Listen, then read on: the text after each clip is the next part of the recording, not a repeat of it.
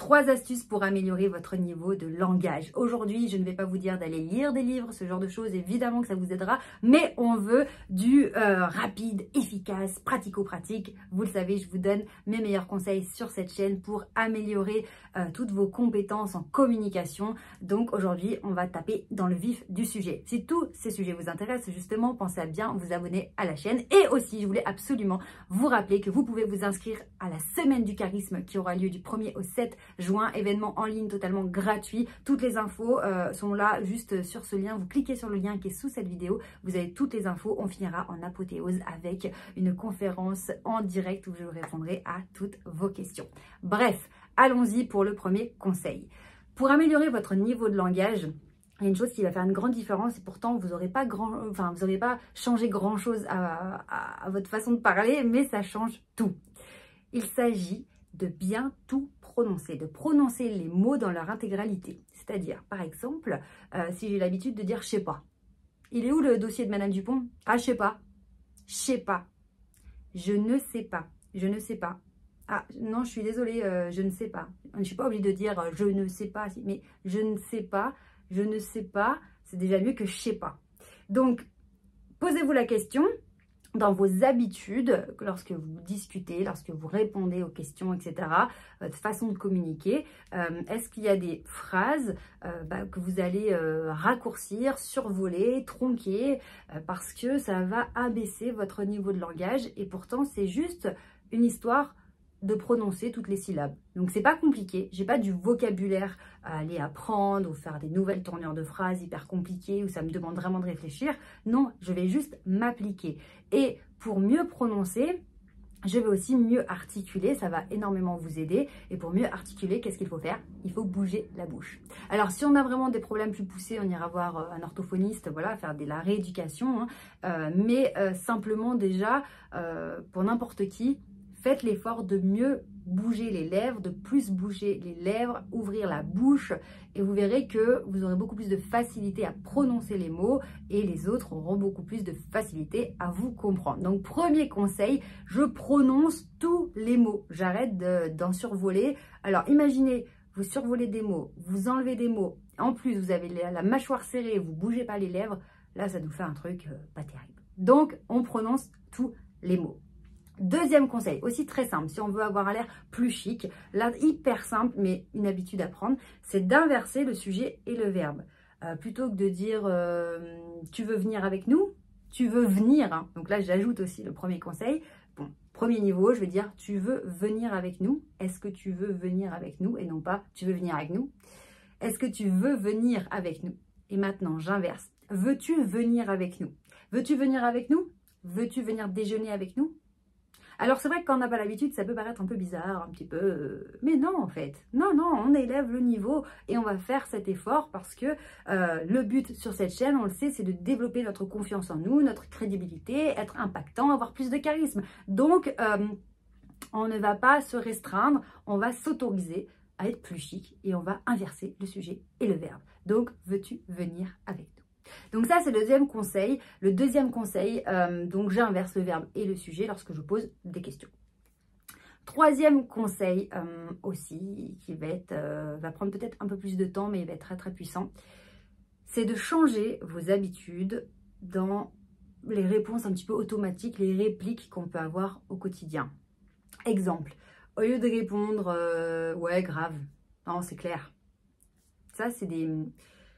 On est contaminé en fait sans cesse, il y a des nouvelles tendances. Alors il y a eu deux bases, voilà, vraiment deux bases. Alors ce qui ne veut rien dire, hein, parce que on pourrait dire à la base, si on part de à l'origine, au départ, à la base. Donc là c'est deux bases, voilà, je déteste ça. Donc en fait on se fait contaminer par les nouvelles tendances, des nouvelles expressions. Et donc posez-vous la question, est-ce que cette nouvelle expression me plaît ? Est-ce qu'elle correspond à l'image que j'ai envie d'avoir? Est-ce qu'elle correspond au niveau de langage que j'ai envie d'avoir? Oui, ok, je l'adopte parce que je trouve que c'est classe. Ou c'est cool, voilà ce qu'on veut. Ou non, en fait, j'aime pas. Et je ne vais pas me laisser entraîner là-dedans. Je ne vais pas diminuer mon niveau de langage juste parce qu'il y a un nouveau truc à la mode. Donc, attention à remplacer, évidemment, parce qu'on ne peut pas simplement se dire qu'on va arrêter de dire « ouais, grave, c'est clair, tu m'étonnes ». Mais il faut trouver autre chose à dire à la place. Et essayez de ne pas taper trop non plus parce que sinon ça va faire super bizarre et vous n'oserez pas, au moment de l'action, là, à l'instant T, vous n'oserez pas répondre ce que vous aviez prévu parce que c'est trop en décalage par rapport à vous habituellement. On y va par palier. Donc, on pourrait dire, par exemple, au lieu de dire grave, on pourrait dire exact. C'est exact. On pourrait dire, au lieu de tu m'étonnes, on pourrait dire ah oui, je te comprends. Ah oui, je te comprends. Plein de petites choses comme ça, toutes bêtes, mais qui vont rentrer dans vos habitudes et qui vont continuer de construire en fait l'image que vous avez. Donc l'idée évidemment c'est pas de jouer un rôle, de faire semblant de se prendre pour quelqu'un d'autre, mais c'est de se rapprocher de ce qui nous correspond le plus. Peut-être que si jusque-là vous avez passé beaucoup de temps avec des personnes qui ont un langage qui est pas au niveau de ce que vous aimeriez, vous êtes vraiment influencé par ce niveau de langage et que c'est à reconstruire par vous-même en fait. Et c'est pas grave.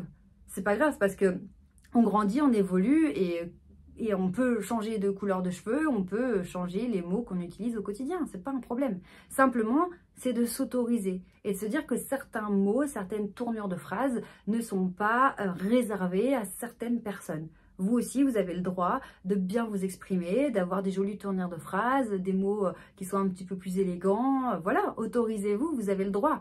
Et c'est pas si difficile que ça. Évidemment, si on veut développer notre vocabulaire, etc., il faudra aller apprendre de nouveaux mots, il n'y a pas de secret. Mais déjà, là, simplement, en 5 minutes, on a des astuces pour avoir un niveau de langage plus élevé, plus chic, plus, qui a plus de charisme, quoi. Donc voilà, n'hésitez pas, autorisez-vous. Et puis, encore une fois, on n'est pas là pour se rabaisser et se dire qu'on est nul parce qu'on emploie tel mot, qu'on a telle habitude. Lorsque vous prenez en flagrant délit d'une expression, d'un mot finalement qui vous met pas tellement en valeur, dites-vous simplement « Ah, j'aime pas quand je dis ça. Non, il faut que je trouve autre chose. » Et puis après, vous réfléchissez à ce par quoi vous pouvez le remplacer.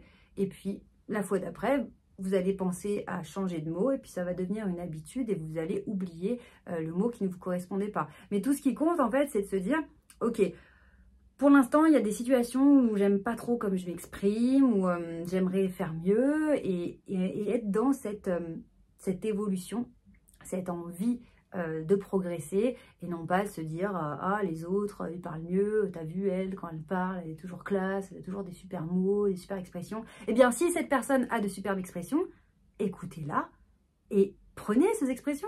Quelles sont-elles? Quelles sont ces expressions qui font bien et qui vous plaisent? Eh bien faites-en vôtre en fait, vous avez le droit. La langue française elle est à tout le monde, donc si vous entendez au quotidien des expressions, des mots que vous trouvez beaux, chic, voilà, prenez-les pour vous. Vous avez le droit. On n'est pas obligé de copier que les trucs nuls, hein. On peut copier aussi ce qui va nous amener vers le niveau supérieur. Donc, autorisez-vous à mieux parler, à prendre le temps de parler aussi, parce que ça, c'est super important. Prendre le temps, soyez posé, la voix sera plus posée, plus grave, plus charismatique, prononcez tous les mots.